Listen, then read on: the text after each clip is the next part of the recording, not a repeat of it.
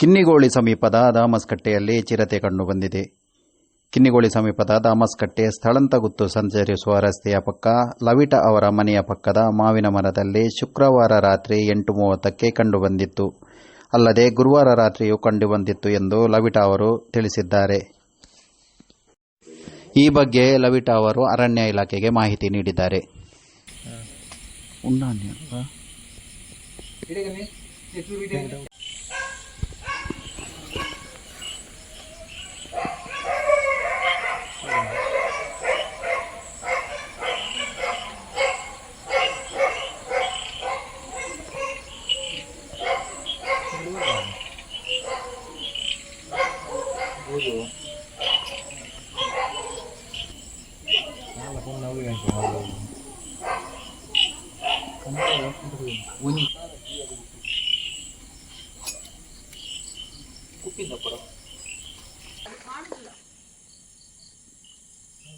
ಮುಂದೆ ಹೋಗ್ಲಿಕ್ಕೆ ಹೆದರಿಕೆ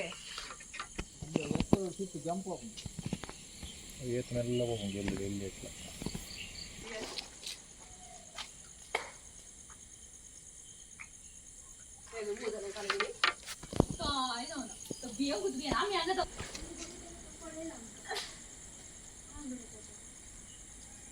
Foto